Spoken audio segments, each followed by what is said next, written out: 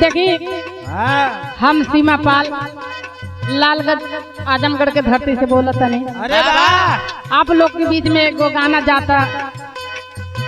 देखिए कौनो दुल्हन अपने दुल्हा से कहत बा का कहले कि देखा हो आई पैजनिया हमार टूट गइल बा, सुनला ढोलक वाली। आई पैजनिया हमार बनवा दा, खाली आज बिहान कैले वाला। अरे वाह आ जबले पैजनिया ना बनवाइबा तबले हम बड़ा परेशान हैला। ओ हो जब बनवावे कहिला पैजनिया तो कहेला कि जब तोरे दीदी का लड़का का शादी पड़ी तब पैजनी बनवाई।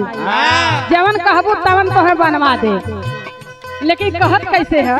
कैसे? अरे पैजनिया हमार,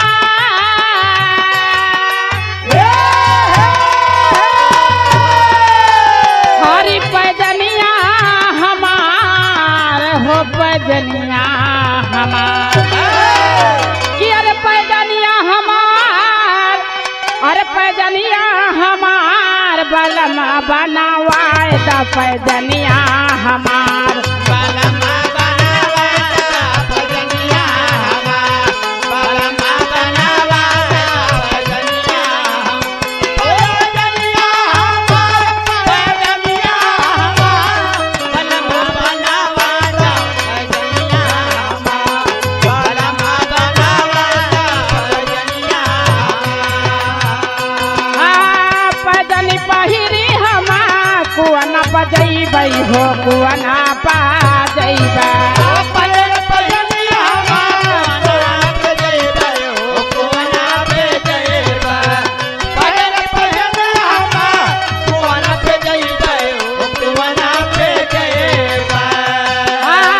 पहिरी पैजनिया कुआनवा बजैबै, कुआनवा बजैबै।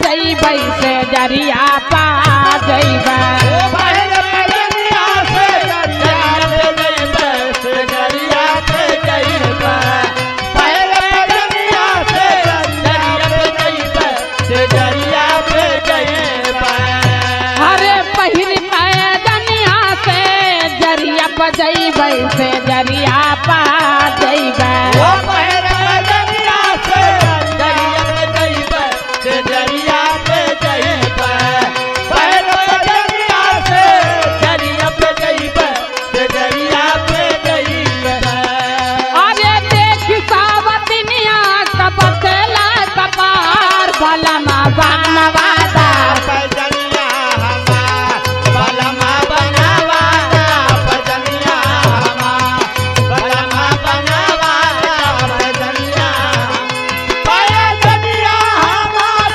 पैजनिया हमार बलमा बनवादा पैजनिया हमार बलमा बनवादा पैजनिया हमार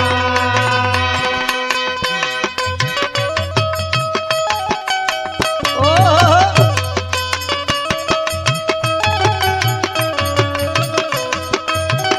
क्या बात है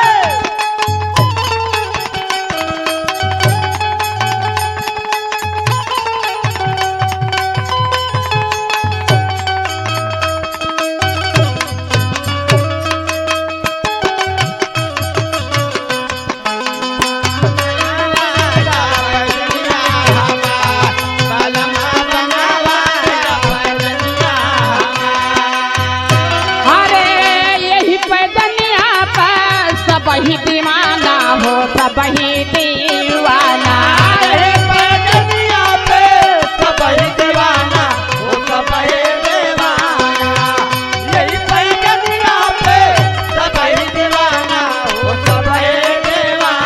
अरे देख पाया जनिया के सब ही दीवाना हो सब ही दीवाना